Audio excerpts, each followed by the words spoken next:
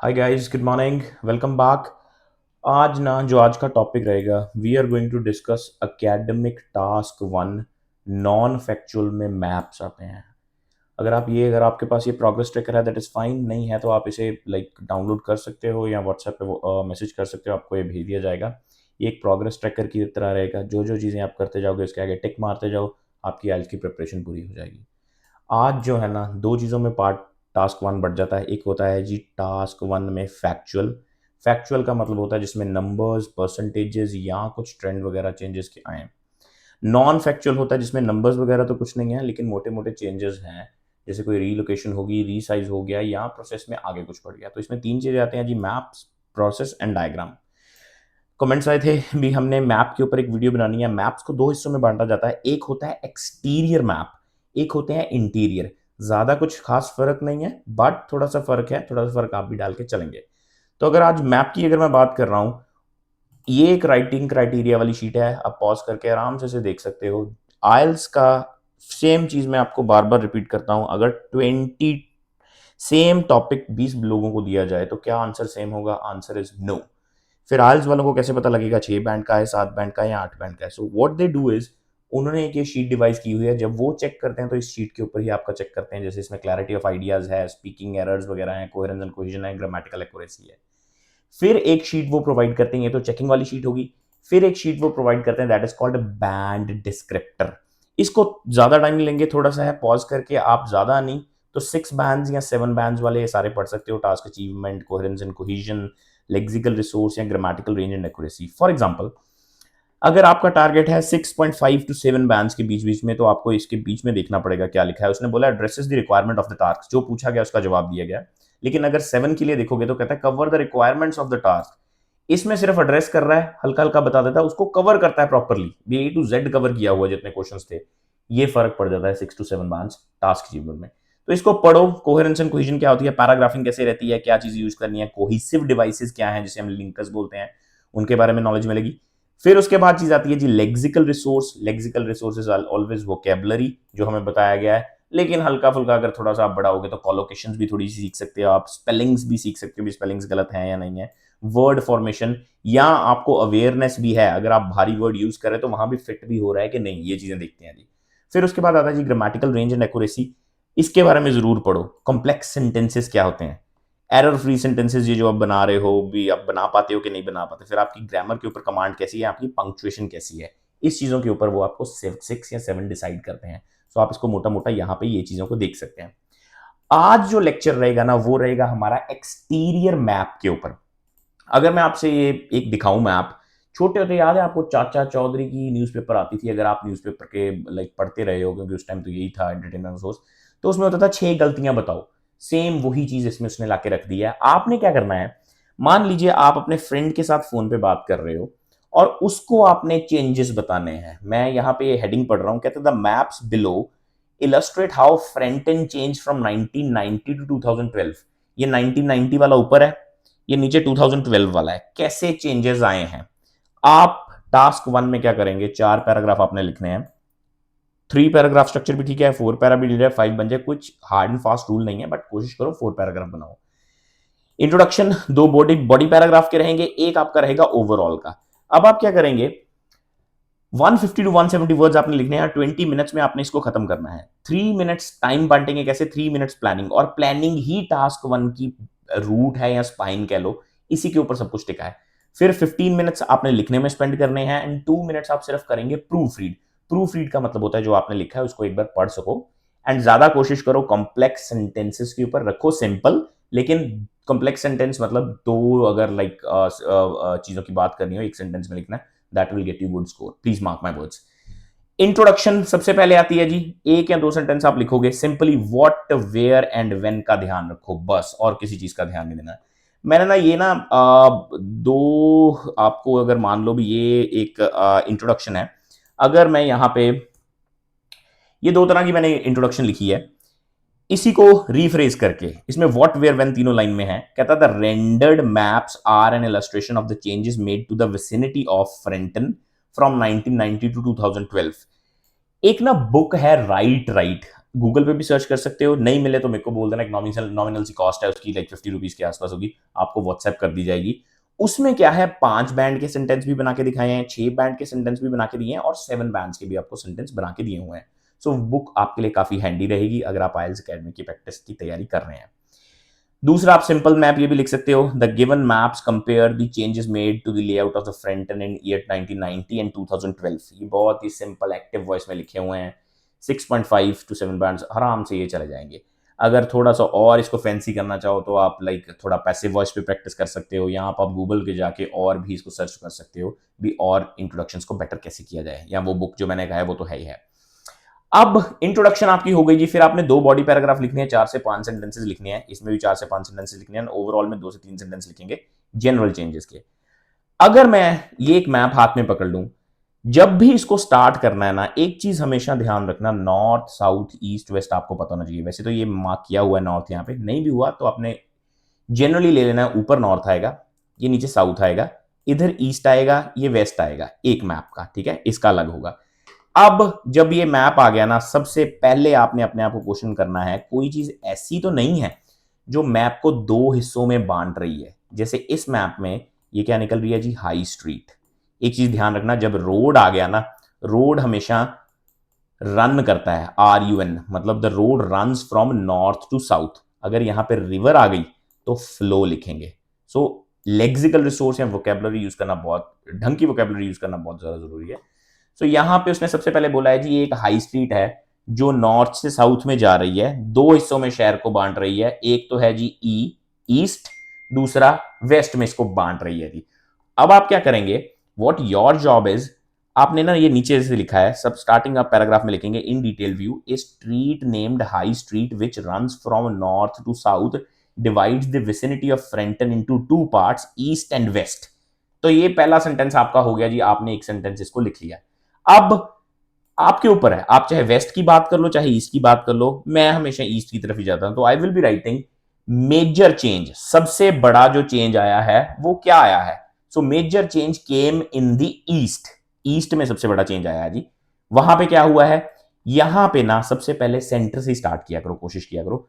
यहां पे ये ना एक कैफे एंड पार्क था, इसकी जगह पे होटल एंड गोल्फ कोर्स बन गया। अच्छा, ये कैफे एंड पार्क ना ग्रीन एरिया होता है, इसको हमेशा क्या किया जाता है जी, ऑक्यूपाई। ये याद रखना प्लीज, ये चीजें फर्क डालेंगी आपकी नॉर्मल मैप्स आप जो लिखते हो, या थोड़ा सा प्रोफेशनल राइटिंग में क्या फर्क है, सिर्फ यही डालेगी भी। ग्रीन जो कैफे एंड पार्क है उसको ऑक्यूपाई करके वहां पे क्या बना दिया गया है जी, होटल एंड गोल्फ कोर्स को एस्टैब्लिश किया गया है।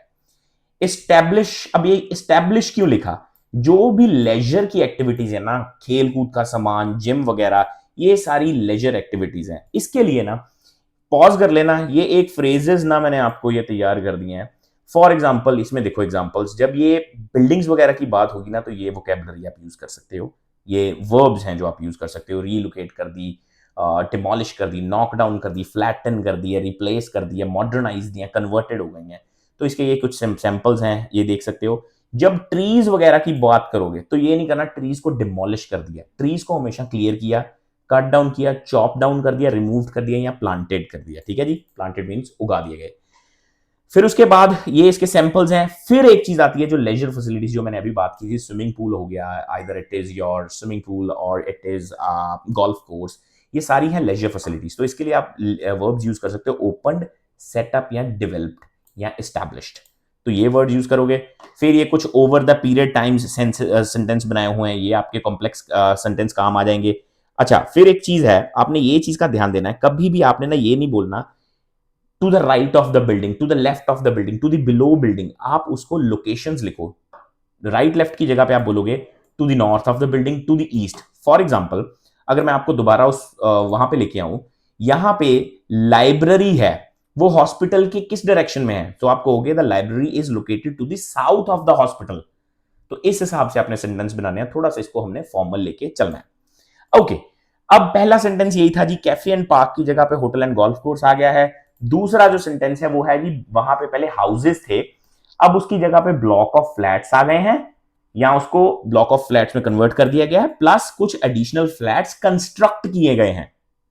ये लिखने के बाद साउथ में सिटी फ्रेंटन के एक थिएटर एंड शॉप जो थे पहले बिल्डिंग्स, अब उनको कन्वर्ट करके सिनेमा एंड सुपरमार्केट में ऑपरेशनल कर दिया गया है।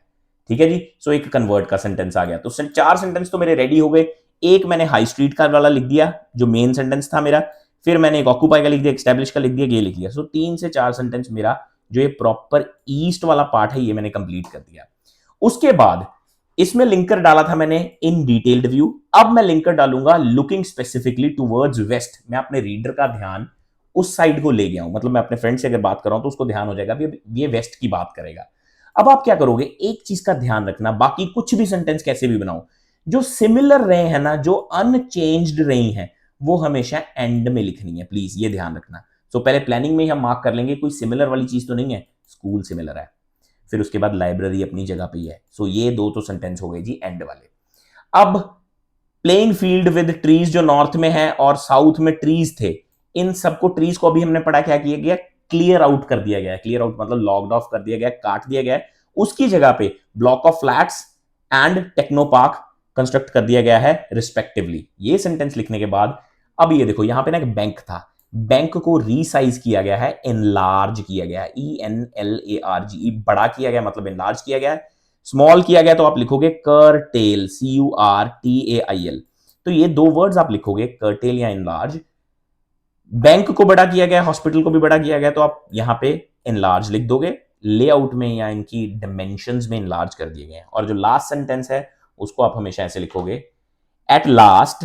ये लिंकर यूज करना बहुत ज्यादा जरूरी है, आपके रीडर को ध्यान हो जाएगा। अभी ये खत्म कर रहे हैं। School and library have remained unchanged in location and dimensions, या at last the school and the library are not to be altered in location and dimensions. ये सेंटेंस बनाया गया था बेसिकली फ्यूचर को दर्शाने के लिए, क्योंकि जरूरी नहीं है अभी आपका जो ये है यहाँ तो चलो पास्ट में चल रहा था, तो कुछ जो आपके मैप्स हैं वो फ्यूचर में भी आएंगे। तो अब ओवरऑल क्या चीज होती है जी, वैसे ओवरऑल ना मैप्स में नॉन फैक्चुअल में अवॉइड करना होता है, बट फिर भी आजकल वो बहुत सारे स्टूडेंट्स नहीं तो कंफ्यूज होते हैं ओवरऑल लिखें कि ना लिखें, तो इसलिए हम लिखेंगे।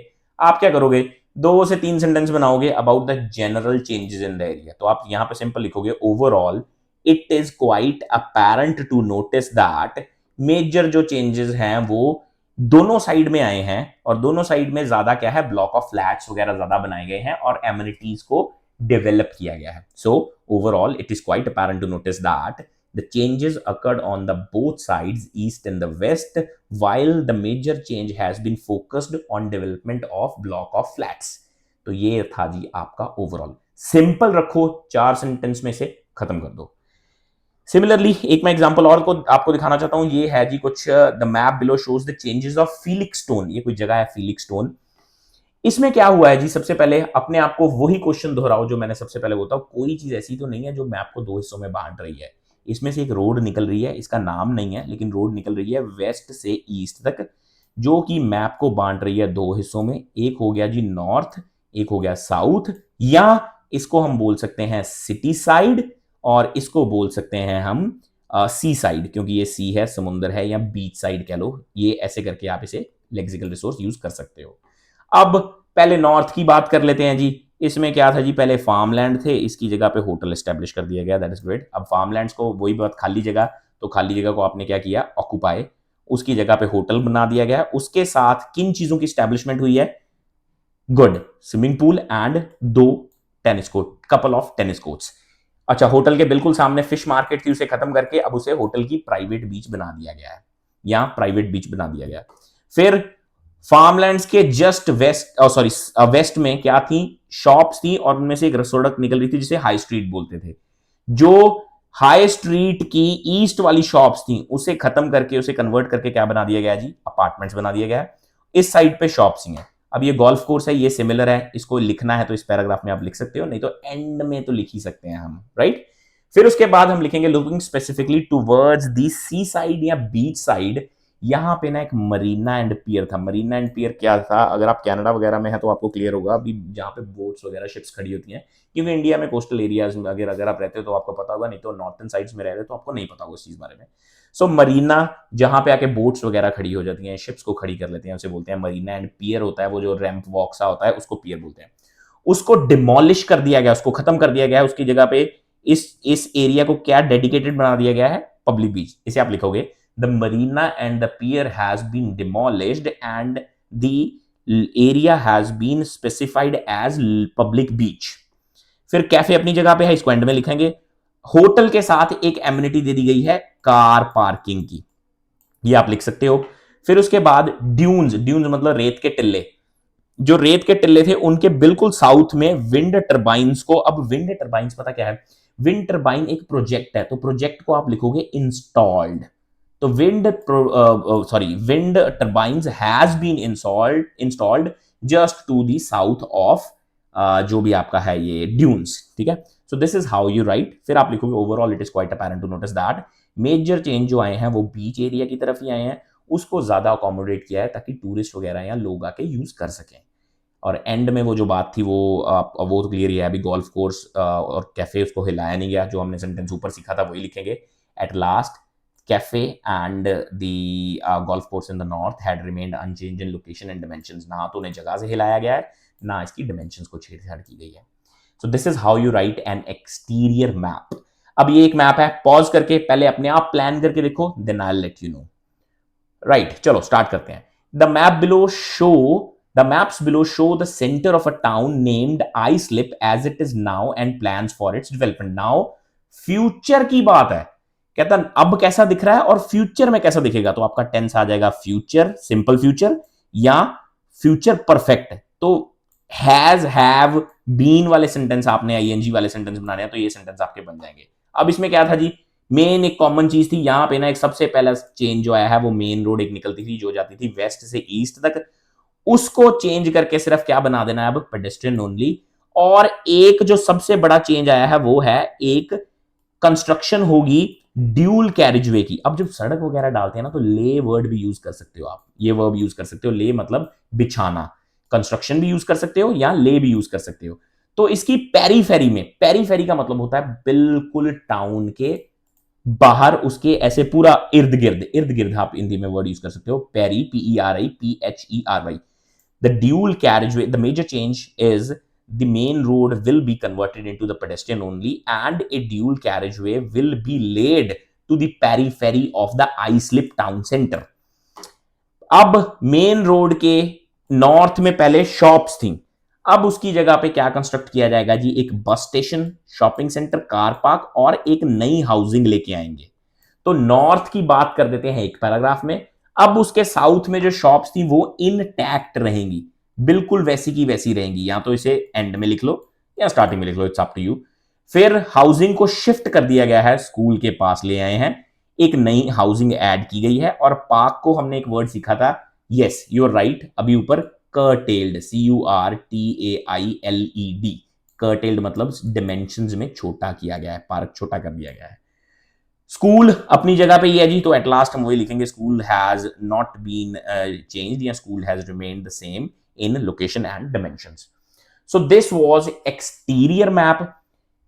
8 सेंटेंस की प्रैक्टिस कर लो सिर्फ। एक तो सबसे पहले मेजर चेंज देखा करो, कहीं पे भी कोई आया हो, फिर उस कॉमन सॉरी चीज देखा करो, फिर मेजर चेंज देखा करो, फिर नॉर्थ की बात में 2-3 बातें बता दिया करो ऐसे करके, फिर साउथ की बातें बता दो। इस वीडियो को रिपीट करके देखना ताकि आपको और क्लैरिटी हो जाएगी। अब आपको कोई भी मैप आ जाएगा ना, आप गूगल पे जाके, ये सैंपल्स हैं, ये तो आपको दिखाई दिए थे, कोई भी मैप आ जाए गूगल पे जाके आप उसको देख सकते हो।